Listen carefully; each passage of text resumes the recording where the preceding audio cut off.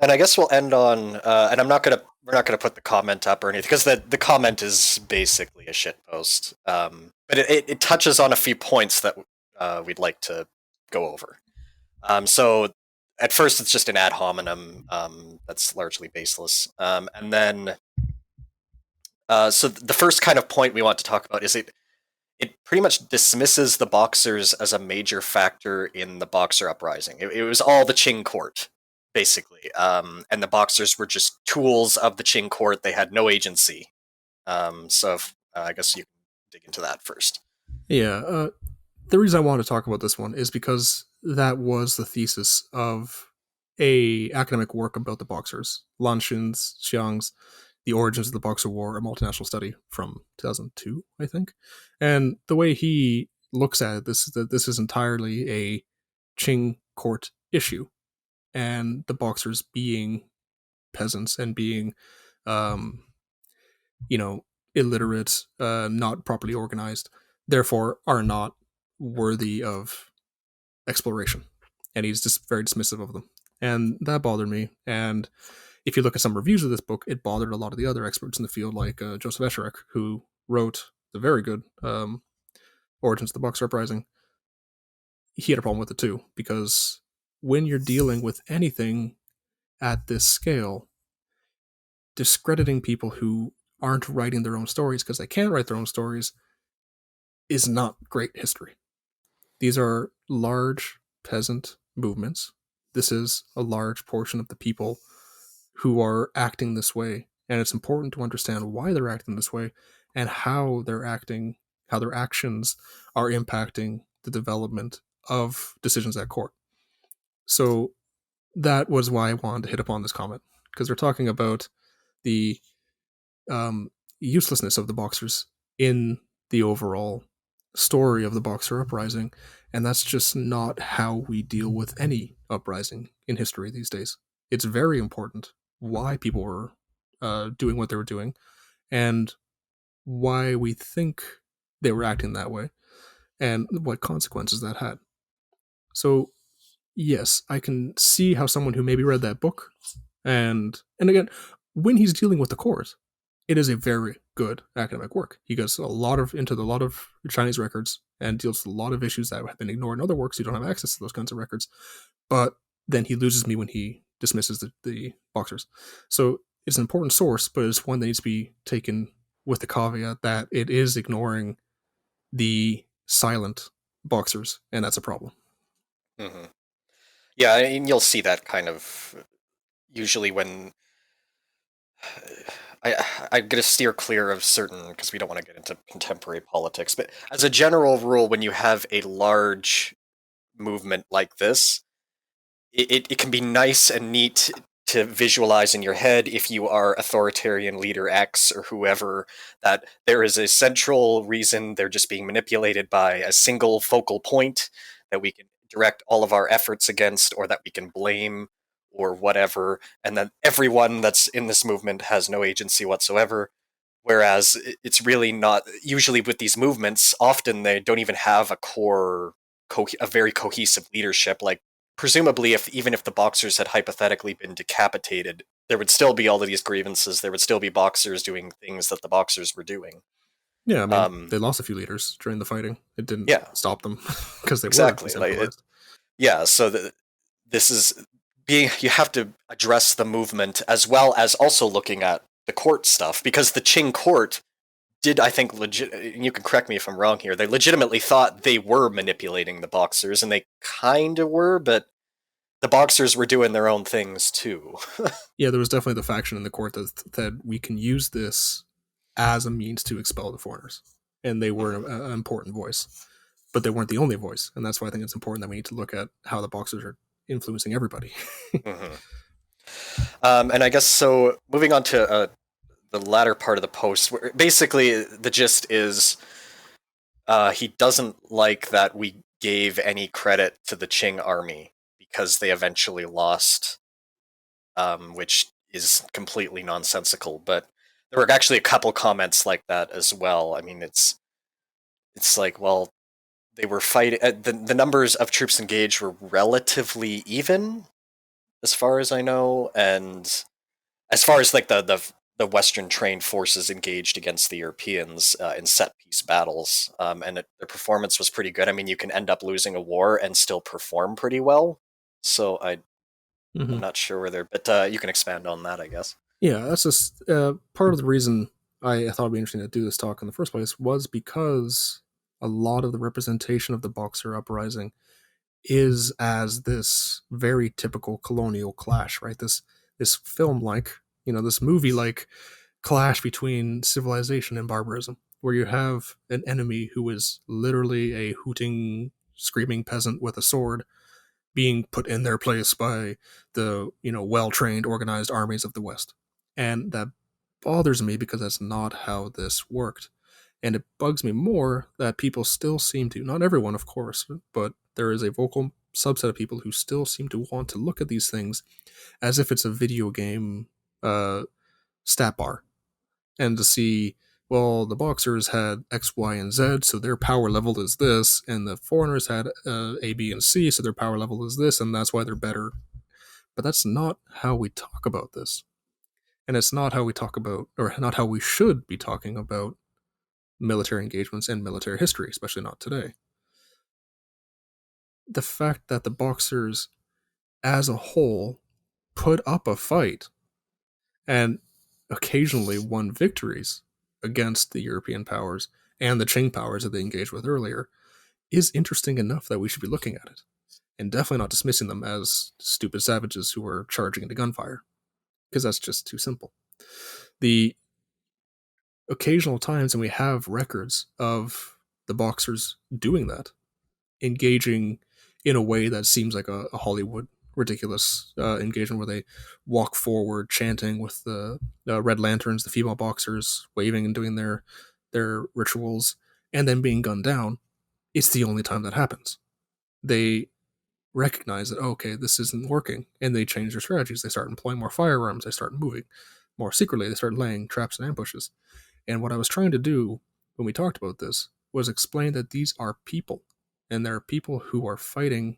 They think they're fighting for their own correct reasons, and we can disagree up and down. Yeah, I'm not a fan of the Boxers. They did terrible things, but it's important to know why they thought they were doing the right thing and why or how they went about doing it, especially when we're talking about military history, and that's what this channel is about, right? So, focusing on the Boxers as a fighting force and one that was a living, competent fighting force that changed as situations on the ground changed, that changed as the relationship with the Qing Empire changed, and changed as they started winning and losing battles against the foreigners, is important. Now, yes, the foreign powers did win the war, right? They won the second expedition. They lost the first, and they did get besieged in a couple different places, right? But the fact that they were able to take the Dagu forts and then take Tianjin and then move their way to Beijing and take that doesn't mean we need to be dismissive of the Qing army and the Boxers. It's Yeah, because ridiculous to do some that. of your just like some of these engagements were actually pretty near run. Yeah. The foreign powers were taking losses in set piece engagements.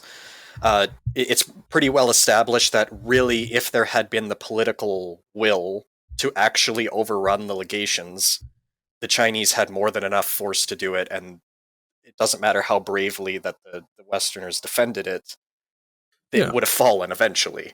It's just there was awful lot of waffling going on in Hmm. Beijing that made sure that there wasn't just it wasn't going to just be a punitive expedition by the end. They actually had people to save.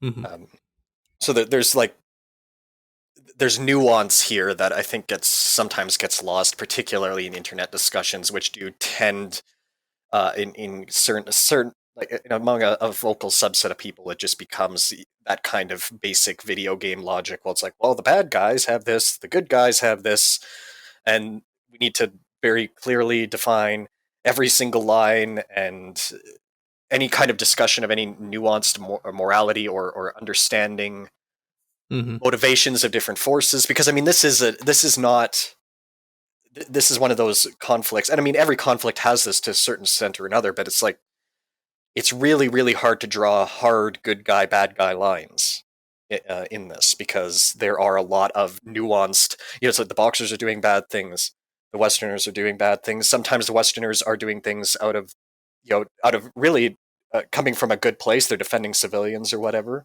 Um, so it's not a simple thing to draw, and then usually in the internet that gets lost in just like whataboutism, and anytime that comes up, you just get dozens and dozens of comments of what about, what about, what about, what about, what about. That's not a. It's actually a logical fallacy, for Mm. one thing, but it just doesn't help with understanding.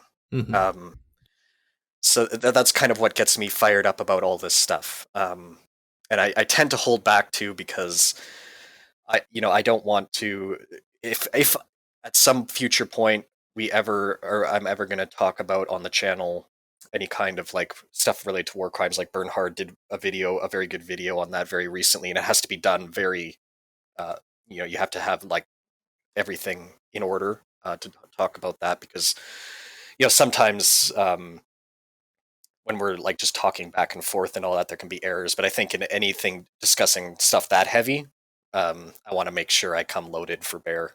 Mm. And I know if we ever do something like that, like the comments. I mean, just go look at the comments on his video on that, and I'm sure probably 30% or so are just whataboutism. Yeah, and I mean, I've been purposefully avoiding some of the more heinous things that happened during this war because this is YouTube. But I mean, this is a very clear indication, which makes it so hard for people, that this is a war with no good people. Everyone thought they were doing what was right, and it's hard to blame the Marines for protecting civilians or for the Qing trying to expel foreigners in their land. And, you know, everyone committed war crimes in this war. The Mhm. Boxers slaughtered thousands. They slaughtered dozens of foreigners in their care, and that was not good. And the entire way up the coast, there were the foreigners were setting fire to villages, stealing boats, supplies, and then the punitive expeditions were pretty violent as well. So it's rough when there's not a clear we're helping, we're the good guy, right? I mean, it's easier when you're talking about the First or Second World War, and like, well, yeah, it's Nazis are bad, right? And we can try and put that good and evil in perspective. For these colonial conflicts, they're just tragedies. They're just bad. Right? This is no one's benefiting from this, right? At least not on the ground. And for all the people, but that doesn't mean we can't talk about it. And for all the people who are engaged in these battles and who died in these battles or were maimed or lost someone to these battles, this is important. And these are important wars we have to talk about. That's why I think I'm personally bothered by the kill death ratios and they got the +1 aim with their guns and these guys got the +10 artillery, so they're going to win, because that's just not how we need to talk about these wars. Yeah, and anyone that reads like a lot of more serious academic military history, sometimes like if you're reading it and you come out the other end and you kind of don't know how to feel about certain things, or you just kind of feel like, wow, war sucks. It's because it does. Yeah. And it's hard to y- these kind of like very simplistic good guy bad guy narratives can be very problematic. And yeah, I just wanted to kind of get that off my chest. Mm. I Um, think it's important to talk about, though. Maybe if even if not here, I think at some point. yeah, yeah, I do plan to do. It's like low priority right now, but I'm open to doing some kind of war crimes thing, probably on the Asia Pacific War. Um, of course, that will have to. I'll really have to get my ducks in a row and all of that, but Hmm. uh, it'll probably be like similar in prep to some of the other stuff I've done recently, where it's like hours and hours of notes and things. But Mm.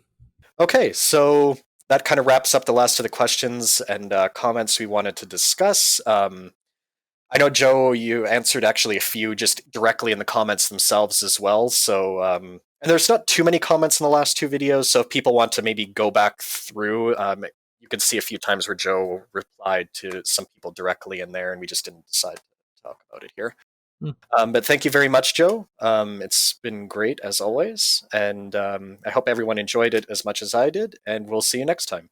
Yeah. Thanks again for having me. It's always fun.